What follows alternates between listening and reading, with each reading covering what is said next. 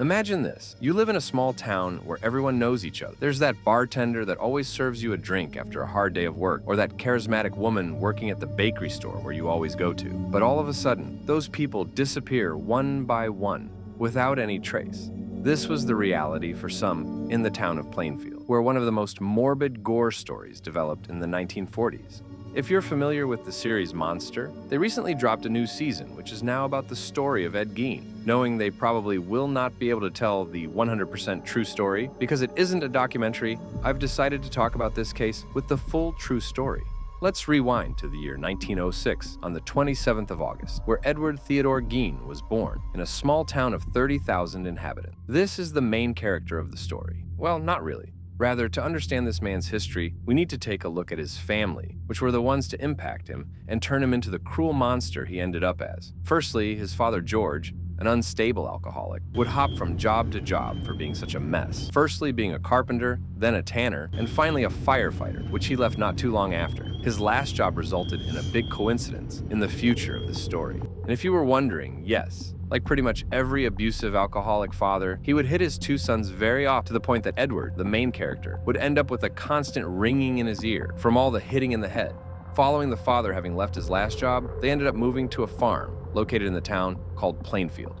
Part of the reason was because the mother didn't like the big city with all its noises, and especially how the women dressed. More on that in a moment. But not even close to the impact the mother Augusta had on the son. She would preach to them about the innate immorality of the world, and especially that every woman except herself was an evil prostitute sinner. So, as you can see, she was a woman that touched paranoia, maybe even mental illness, by teaching them these values and isolating them from men and especially women, as if she was trying to be the only thing they could rely on, and that way having control over them. She would reserve time in the afternoon to read to them verses of the Old Testament regarding death, murder, and divine retribution. For the big brother Henry, this was clearly manipulation, but for Edward, this was very effective. He was obsessed with and idolized her, something way over just obeying her. This way downgrading his life in school as well as the future, which you're soon to see. The only moments he could leave the farm was going to school, where he didn't talk to anyone. If you spoke to him, he would answer in a very laconic way. Some say this was when he started to have a mental problem. He also used to laugh out of the blue and then start mumbling some words together that didn't make sense. But he didn't care too much, since he was not interested in making friends, ever since his mother would punish him for trying to make friends. Despite this, he was pretty good at school, especially in reading. If you remember, they moved to an isolated farm in Plainfield, which the mother would take advantage of by turning away outsiders who could influence her son, which would not take too long, since the father died in the year 1940 from all the alcohol and bad life, which meant both brothers had to cover living expenses by going out and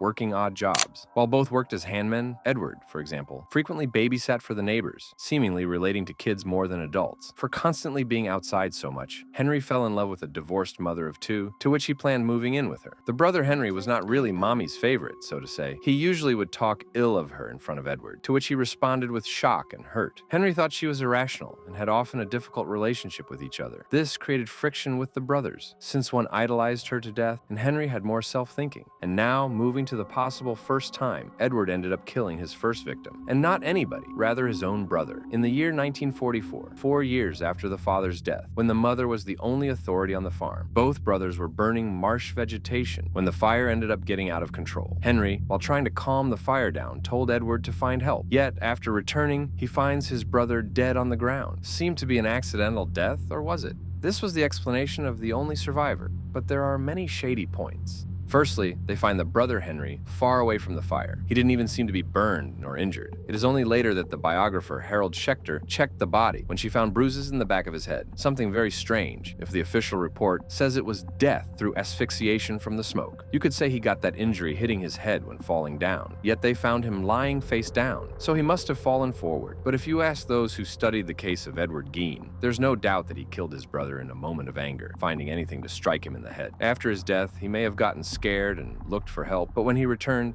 he invented the whole story. All this resulting in his first murder achievement, being his own brother, while the mother was smiling. She wouldn't be smiling for long, though, since shortly after Henry's death, she suffered a paralyzing stroke, to which Edward devoted himself to her care.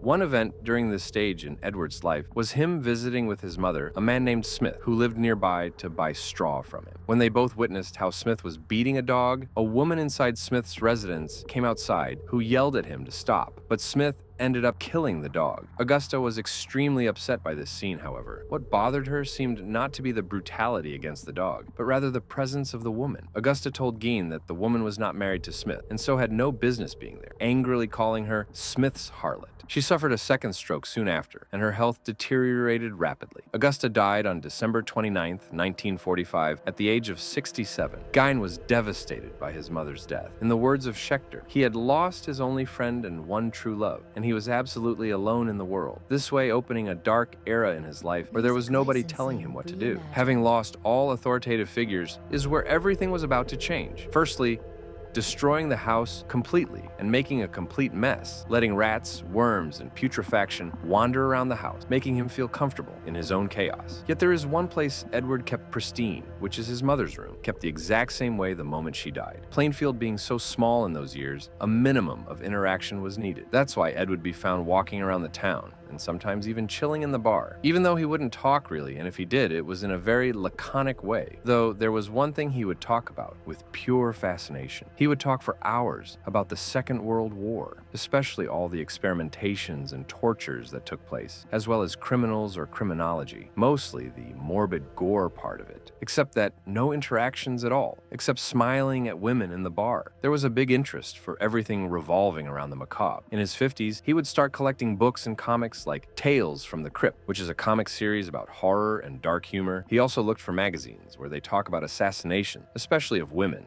and even pictures of those women in that state. That could be called his hobby.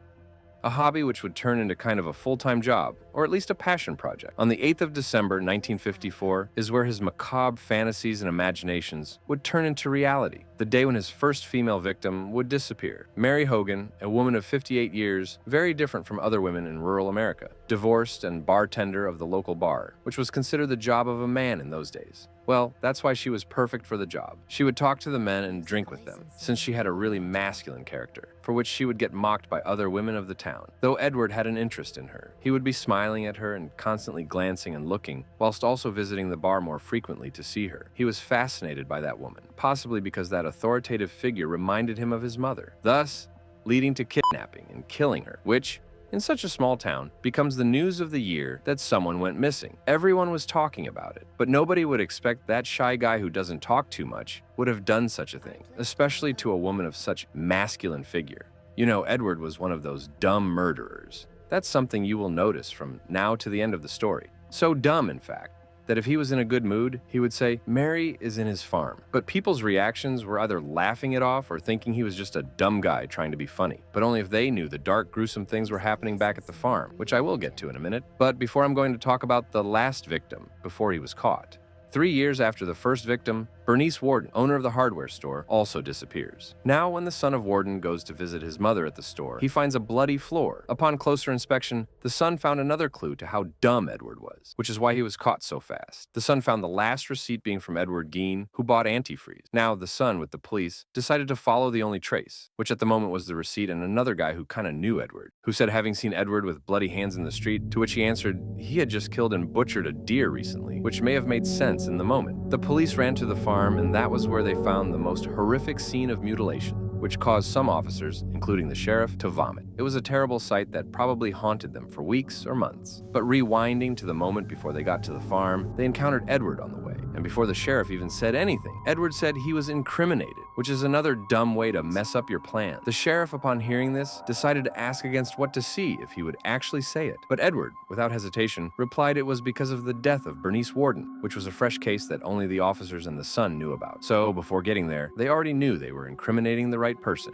Now you may wonder what was inside the house. Upon entering, they found the fresh body of Bernice decapitated, hanging upside down, with one ankle tied with a pulley and the other pierced with a hook, as if it were a butcher shop. The images are online, but I wouldn't recommend anyone to see them. The torso was opened and the female parts removed. A terrific scene, but the list goes on. Garbage, animals, rats, human excrement in the house, as well as 10 skulls used for everyday normal use or decoration like for bowls to eat from, and 2 skulls on the side of the beds. In his perverse, twisted mind, he would put the skulls on shelves and eat from them. One thing he became famous for is creating masks out of a person's face. He would decapitate them, then carefully cut out the skin of the face, most of the time cutting it perfectly and other times ripping it, then sewing them together. This has a very interesting, deeper meaning people discuss about which I will mention shortly when all is covered. But here's all the other stuff they found in his house, to make this video not too long. The interesting part about all the mess in the house is that the mother's room is still intact, the same way the mother left it. He was asked if there was something sexual about the killing, or whether there was sex after the killing. But he completely denied that, since the body's smell was too bad. He also didn't have any type of relationship with any women, whether wife, girlfriend, or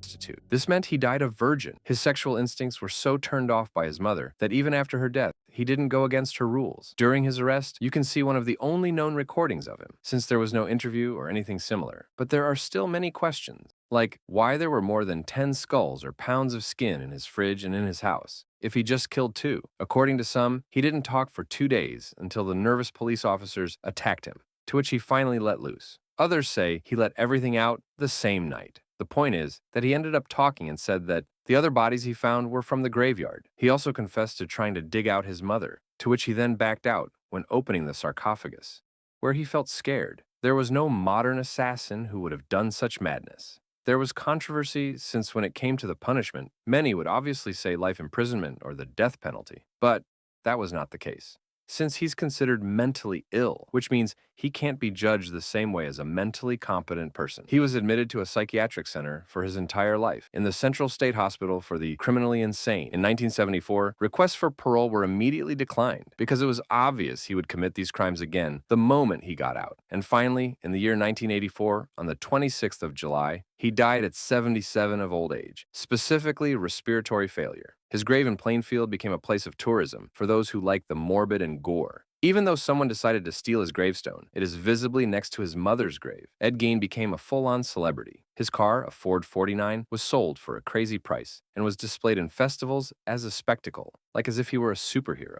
Many criminologists point to Ed Gein's obsessive relationship with his mother, Augusta, as the key to understanding the masks. She dominated his life with a mix of religious fanaticism and emotional control, teaching him that all women, except her, were sinful. When she died, Gein was left adrift. The theory goes that the masks were not costumes in the ordinary sense, but in an attempt to bring her back, to close the gap her death left behind.